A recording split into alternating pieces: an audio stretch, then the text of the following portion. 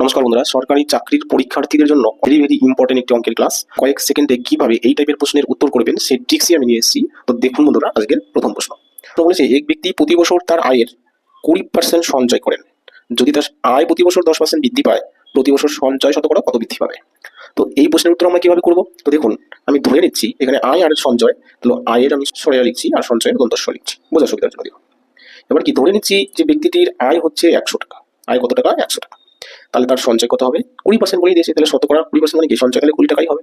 এখানে খরচের কোনো প্রশ্ন নেই, তার জন্য আমি খরচটা লিখলাম না। আচ্ছা, যদি তার আয় প্রতি বছর 10% বৃদ্ধি পায়, অর্থাৎ আগে 100 টাকা ছিল, এখন 10 টাকা বৃদ্ধি পাবে, আমি শুধু বৃদ্ধিটা দিয়েও করতে পারি। বৃদ্ধি পেলে 110 হবে, তো 110 আমার লেখার দরকার নেই, শুধু বৃদ্ধি পেলে কত টাকা? 10 টাকা হলো, বাস।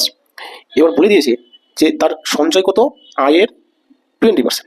তাহলে আয় যদি 10% বাড়ে, তাহলে সঞ্চয় কি হবে? সঞ্চয় এই 10-এর 20% বাড়বে, তাই না? তাহলে 10-এর 20% কিন্তু সঞ্চয় বাড়বে। তাহলে এটা আপনি মুখোমুখি করতে পারেন যে কোনো সংখ্যার 10% মানে কত? 1 ঘটাকে দশমিক।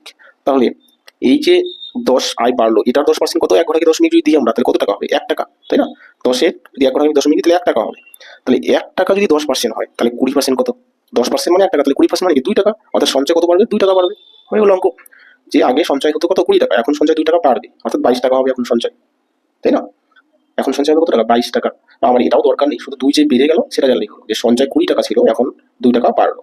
শতকরা কত বাড়লো সেটাই প্রশ্ন করেছে। তাহলে আমার এই 2 এর কোনো দরকার নেই, তাই না? যেটা বাড়লো সেটা হলেই হলো। তাহলে আগে সঞ্চয় ছিল 20 টাকা, এখন বেড়েছে 2 টাকা। তাহলে এই 20টা যদি 100 হয়ে যায়, 20-র সাথে কত গুণ করলে 100 হয়? দেখুন, 20-র সাথে যদি আমি একটা 5 গুণ করি, তাহলে এটা 100 হয়ে যাচ্ছে।